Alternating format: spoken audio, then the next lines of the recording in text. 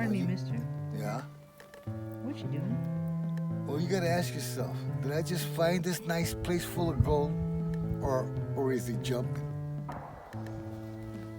Hear the gunshot? I gotta get out of here.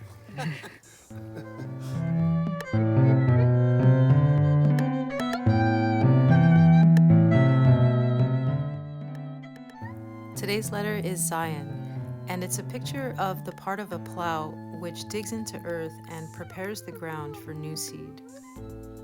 As many of you probably already know, when you have a new planting, part of the process involves getting rid of the remnants of an old planting. And that means digging into the earth and cutting up any old roots that were left over from last season. It also means cutting up weeds, loosening up the soil, and shaking it up to make room for the new seeds and also for water that can nourish it. And so what we see with the letter Zayin is it has the sense of making ready, of preparing, of cutting, just as the plow cuts through the ground, of loosening, and also of shaking. And there's also a timing element to farming. There's a season in which you can plant. And so with the letter Zayin, in some cases it has the meaning of now, as in the time is now. Since the Zayin is a farm tool, in Hebrew we see it used in a lot of the words that have to do with farming, with seed and sowing seed, winnowing, scattering, and pruning. All of those are words in Hebrew which use the letter Zayin to contribute to their meaning. One of the uses for the letter Zayin is for shaking, as it goes into the ground and it shakes things up.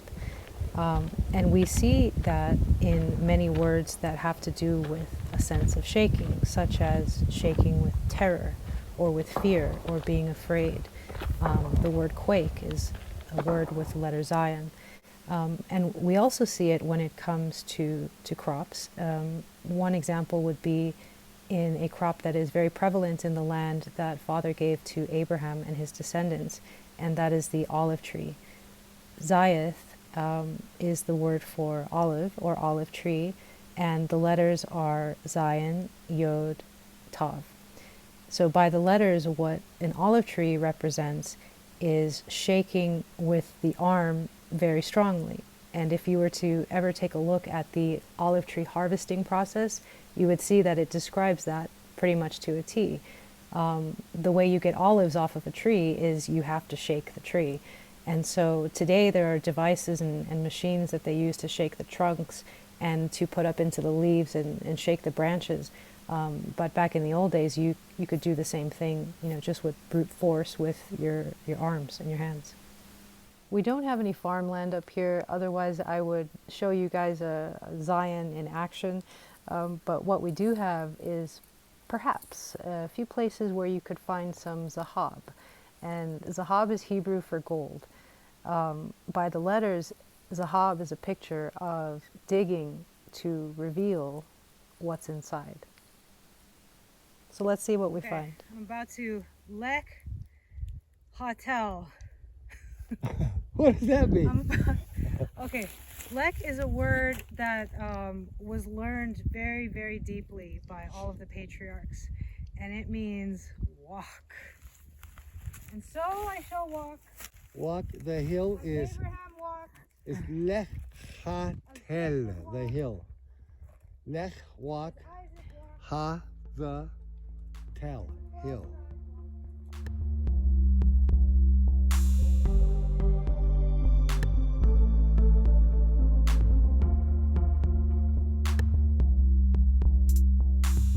So he made Zahab and he put it all through the eretz, the earth.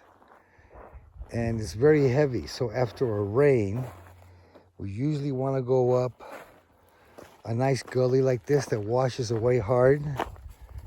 And you want to see where gold gets trapped because it's very heavy. So we're gonna take some samples of Zahab, probably from here. That looks pretty good, like a good little runoff. So let's try it out. So you see quite a bit, and notice I'm trying to get it from the roots. because it catches the smaller ones. And we're only going to take samples. And if we find something in the samples, we'll be back for the mother load of, how do you say gold in Hebrew? Zahab. Spell it. Zayin. Uh-huh. Hey. Hey. Bet. Exactly. Zahab. May we score some. Anyway, we'll take this back and we're gonna see what we got.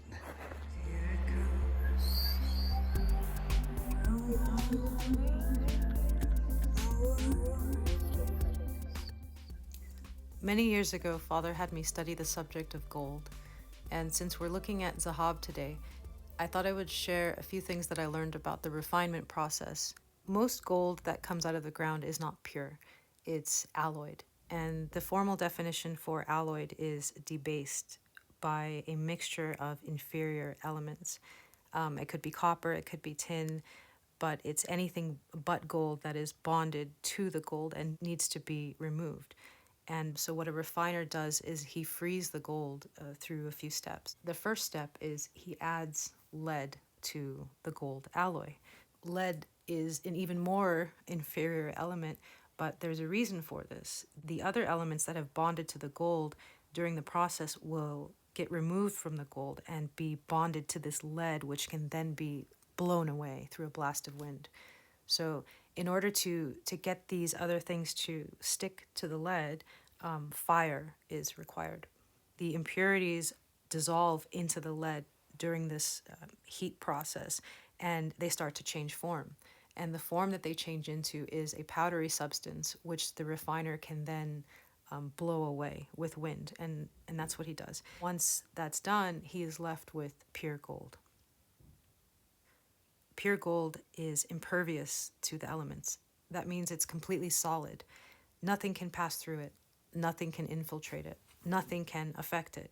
It cannot rust, it cannot corrode, and it's not degradable by other elements. Its shape will remain for 1,000 years if you don't wear it away. And you can literally beat on it and it tends not to crack. You can hammer it out so thin that light will pass through it. And so the refiner, once he's done with his process, has created a product which is built to last on this earth. Look at this. What you got? It's paleo. What does it say? Noon.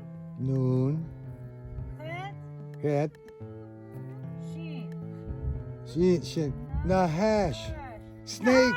Snake. Baba Nahash. Did you know there's actually no letter Z, Zayin, in the word etz? No way. Yep, it's true. That's interesting. So what about the city of Zion? No Z. It's Asadi. Wow. What about the sons of Zadok? Nope, no Zayin. Okay, then how about the city of Zoar? Nope, also Asadi. Wait, did you find gold? Who's claim jumping? He's supposed to be filming this because we're claim jumpers. And there you have it, folks. That's it for Zayin and for Zahab. Hopefully we'll be back next week to talk about saints and sinners. See you guys.